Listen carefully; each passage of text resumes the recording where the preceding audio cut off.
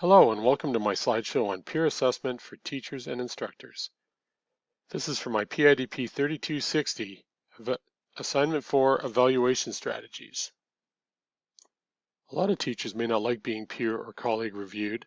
It can be scary enough standing in front of a class full of students expecting you to flawlessly impart them all the knowledge they need to know to ace the course and succeed in life, and present the info in whatever way is best for them to consume and understand it. No pressure. Did I make fun of Bob's tie last week at the staff room? Uh-oh. Having been through the process as both the reviewee and reviewer, I've actually found it enjoyable and very enlightening. Yeah, it's a little nerve-wracking having someone critique your performance, but I feel the process forces you to bring your A game. Sometimes we need to be shaken out of our routines. When I've observed as part of a review or just from my own experience, I learn a lot about classroom dynamics, watching the reactions of students while enduring a dry PowerPoint, or an instructor who talks in monotone and doesn't move much, compared to a lively mobile instructor who infuses passion and humor into the lesson. I've also learned a few key lessons watching another teacher deal with a tough, obstinate student, or recognizing the class isn't understanding the concept being taught and quickly pivoting to save the lecture. Now it's time to look at the good, bad, and ugly of peer review evaluation strategies. Some of the pros of peer review for teachers and instructors are you gain a sense of community.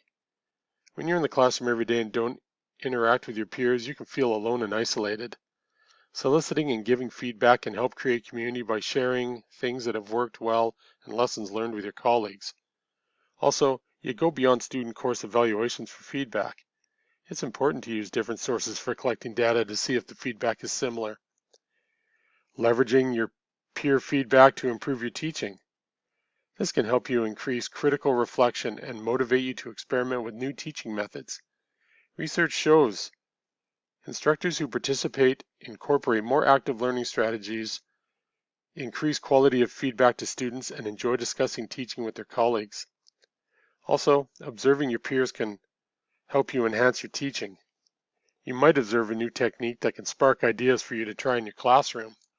Some of the cons for peer reviews. Reviewers may be reluctant to judge their peers, especially if they perceive themselves as weak writers or novices in the discipline. They may perceive this as an exercise in fixing surface level errors and ignoring the deeper issues. And reviewers might offer bad advice because of some bias with the person they are reviewing or for some personal, political, or financial gain on their part. Fortunately, there are things that can be done to mitigate the cons before the reviews start.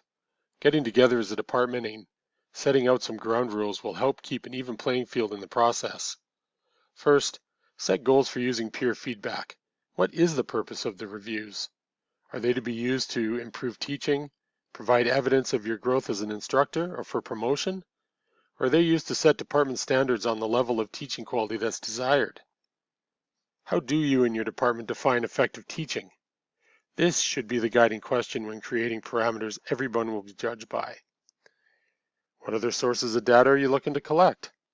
Peer reviews is only one way to gather information, and to be effective should be done several times over different classes to give a more complete picture of the teacher's abilities. Combining this with different sources of feedback, such as feedback from students, self-assessment, and research literature, will help flesh out the picture more. As scary and fraught with opportunity for abuse and vendetta setting as peer reviews can be, I believe they can be a wonderful asset in team and community building for your department. It's also a great way to share ideas and stimulate growth for stagnant teachers who are just going through the motions.